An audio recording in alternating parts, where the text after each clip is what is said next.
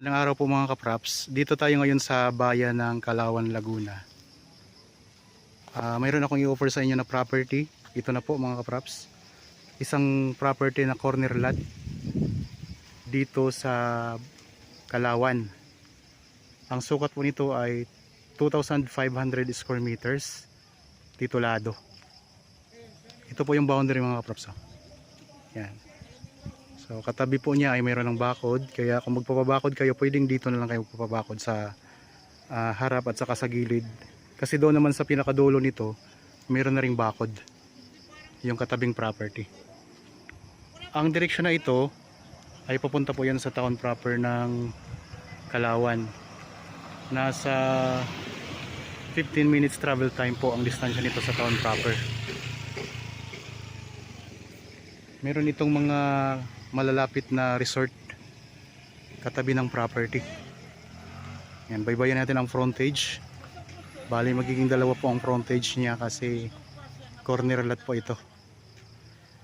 Yan, ang tanim mo, mga rambutan, mga niyog, saging, at may mga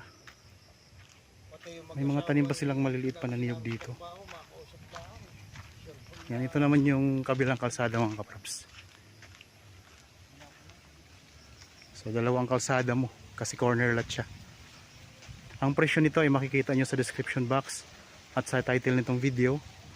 Ang ganda ng lupa kasi level lang siya sa kalsada mga kapraps. Kung magpapabahay ka, di ka na magpapatamba kasi pantay na po siya sa kalsada. Yan. Pakita ko lang sa inyo ang kabilang boundary nito.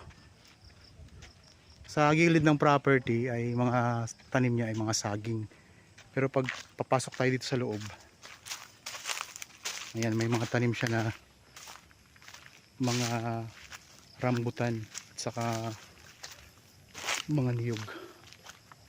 Ito yung sinasabi ko kanina sa inyo na mayroon na kayong bako dito sa gilid na to.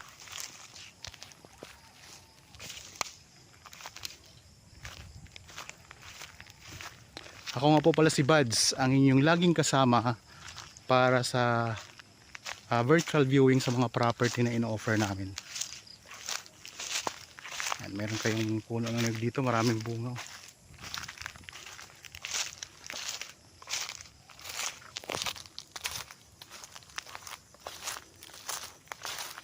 Diretso natin ang pinakadulo, pinakalikod.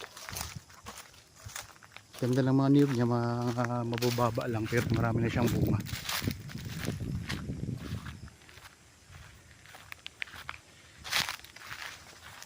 Patag na patag na lupa, pantay.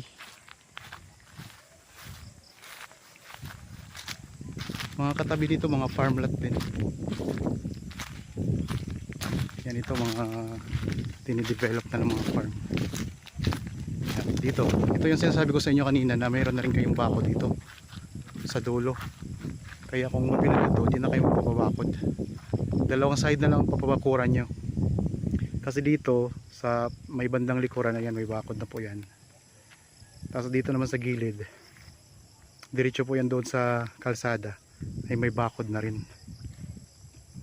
So ang papabakuran nyo lang doon sa may harap doon, saka dito sa gilid. Okay, labas tayo ulit dito sa kalsada. Ulitin ko lang po, 2,500 square meters. At ang presyo po ay makikita nyo sa description box at sa title nitong video. Yan, may marami pa diyang mga property, mga farmland na malapit lang dito sa property din. Yan, ito yung pinaka boundary nito mga kaprops. Ito. So atin ulit ang baybayin ang frontage.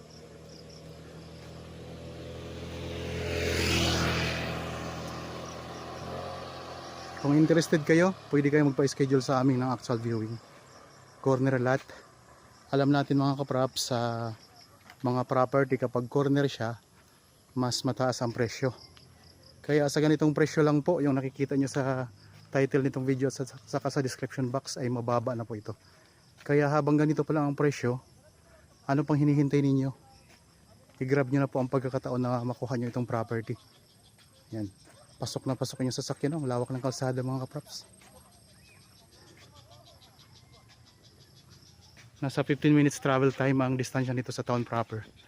Ang distansya naman po ng Kalawan sa Metro Manila ay nasa 2 hours. Kung medyo matraffic, nasa 2 hours at kalahati. Okay. Ayan mga kaprops, no? Kung nagugustuhan nyo to, magpa-schedule lang kayo sa amin ng actual viewing para mabili nyo agad itong property na to. Okay, maraming salamat po sa inyong panonood. Para po sa bago pa lang dito sa aking channel at napadaan lang po sa aking channel, huwag nyo pong kalimutang mag-subscribe at pindutin na rin po ang notification bell para maging updated kayo sa mga bagong property na i-offer namin. Maraming salamat po, lagi tayong mag-iingat at God bless po sa ating lahat mga kaprops.